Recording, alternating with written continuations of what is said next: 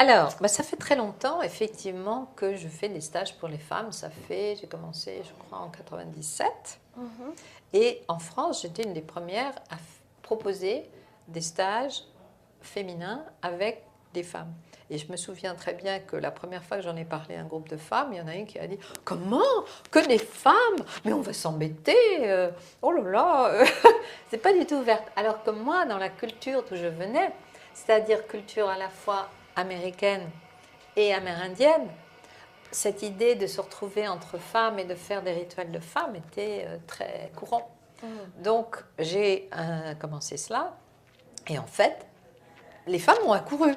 Elles avaient très envie de cela. Il y a beaucoup de femmes qui venaient me voir quelquefois à la fin de stage en me disant mais qu'est-ce que c'est qu'être une femme, finalement? Qu'est-ce que c'est qu'être une femme? Et j'étais touchée par cette,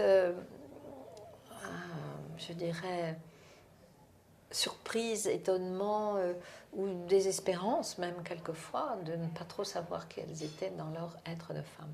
Donc j'ai fait tous ces stages de femmes et d'ailleurs je continue à les faire. Là je vais en faire un au mois de mai en France, comme j'en fais au moins chaque année.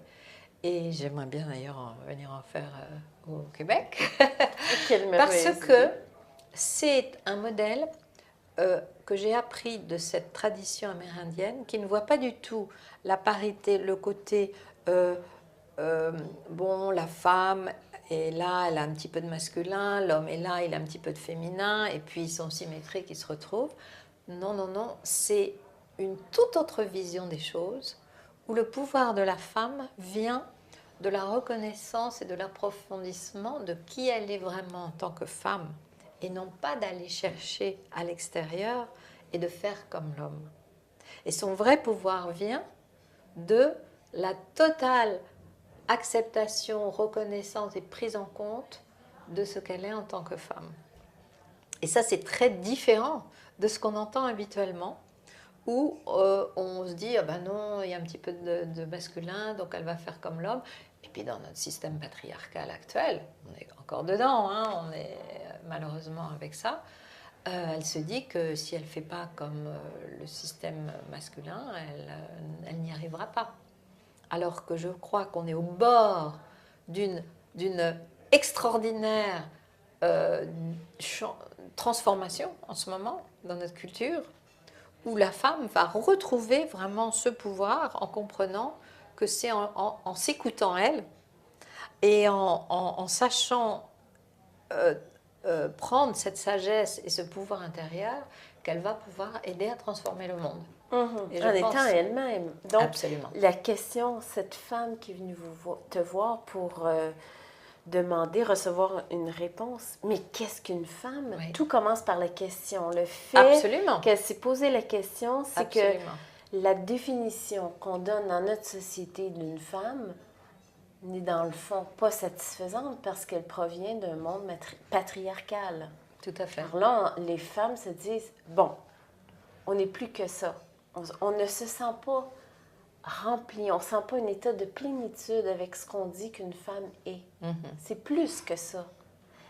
Mais on ne sait pas qu'est-ce que c'est de plus. Voilà. C'est pour ça qu'il faut passer du temps. C'est pas le mental qui va y répondre. C'est pas de donner une réponse. J'avais pas une réponse à lui donner.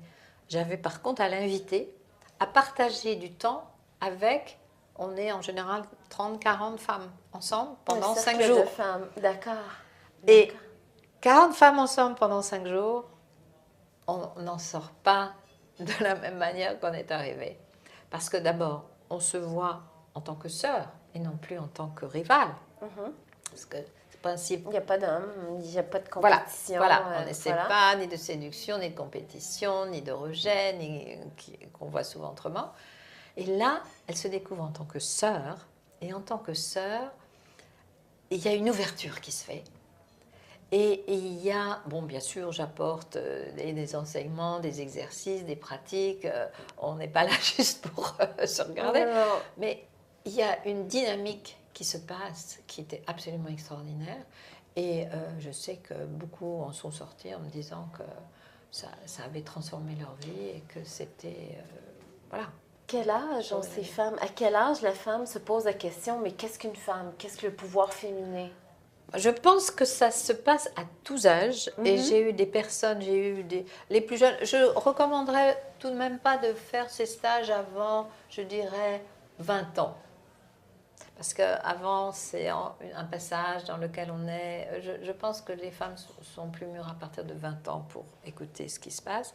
Et ensuite, j'en ai eu qui avaient 70, 75 ans et qui avaient vécu toute leur vie avec cette question finalement, qui n'avaient jamais eu l'occasion vraiment de le vivre pleinement.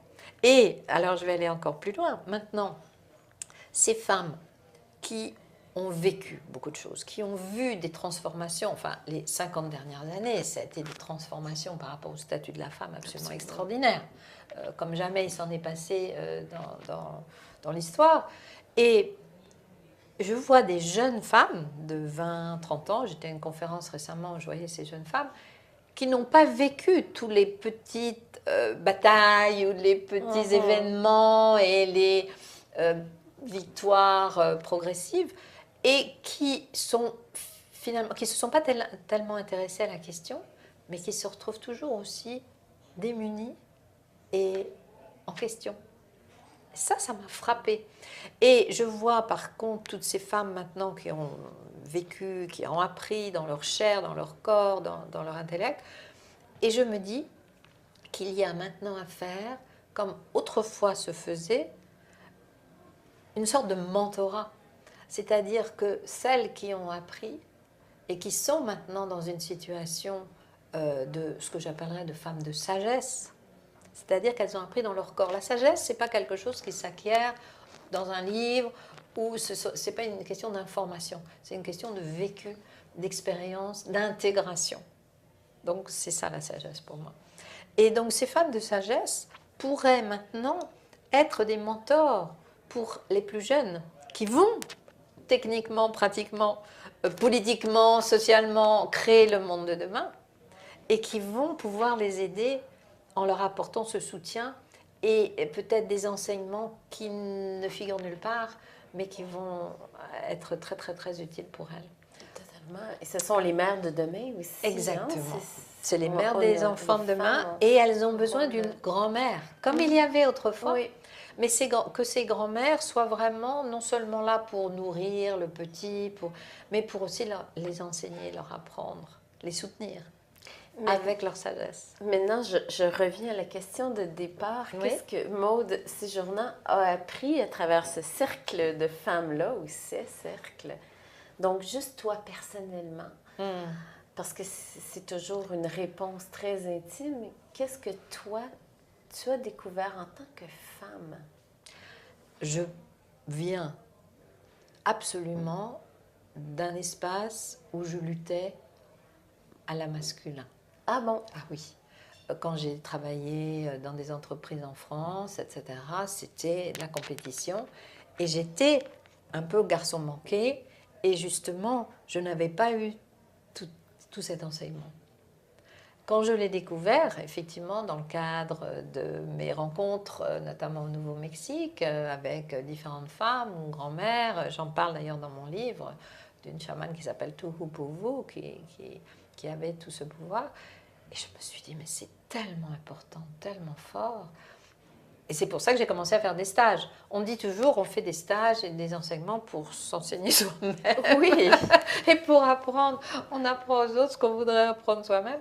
Je pense qu'au début, c'était tout à fait ça. J'avais envie de me retrouver dans un monde de femmes et de vivre dans mon corps cette ouverture, cette tendresse, cette douceur, cette présence à soi-même en tant que femme. Et de là, j'ai vu et j'ai senti pour moi que ce pouvoir se manifestait de plus en plus parce que j'étais connectée avec ce pourquoi la femme est venue dans son pouvoir, c'est-à-dire défendre la vie, défendre l'enfant, défendre la nature qui nous soutient, parce que si la nature disparaît, on disparaît avec, défendre les choses essentielles qui se renouvellent normalement, mais que dans l'extrême, je dirais, d'un masculin prédateur, la nature disparaît et les arbres sont coupés, toutes les ressources sont utilisées. Alors qu'autrefois, dans cette culture du féminin, que l'on avait avant la patriarchie, c'était le matriarcat, il y avait ce retour à la terre, il y avait cette idée de préserver pour la 7e génération. Et si les femmes sentent qu'elles sont ces gardiennes-là, je pense, et qu'elles comprennent vraiment pourquoi c'est nécessaire, parce qu'elles veulent protéger les enfants, c'est-à-dire les générations à venir, le pouvoir se manifeste et va se mettre en place d'une manière différente.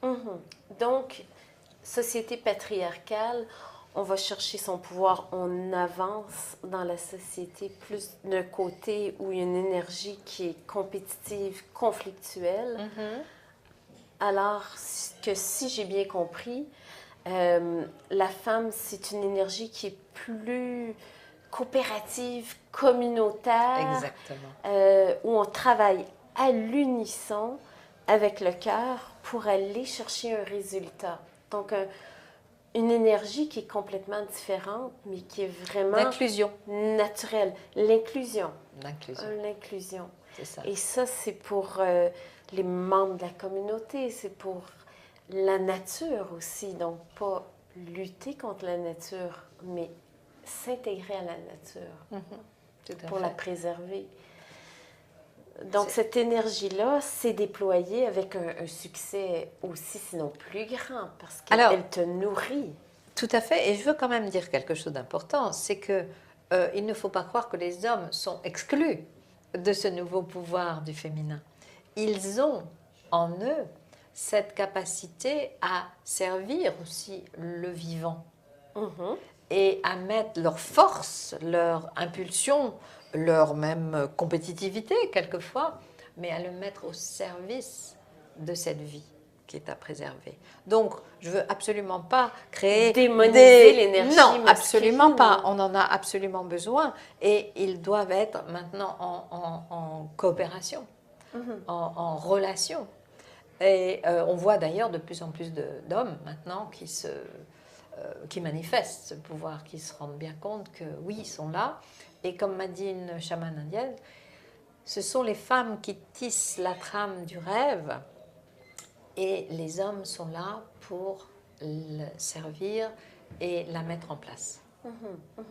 Et s'il y a juste une forme d'énergie sans l'autre, il y a un déséquilibre. C'est ce qu'on a vu. Absolument. Alors, ce n'est pas de privilégier un type d'énergie en faveur de l'autre, c'est de voir que pour que ça soit équilibré, on a un devoir en tant que femme de développer le nôtre et de le faire valoir. Absolument. Notre type d'énergie. C'est très juste. C'est nécessaire.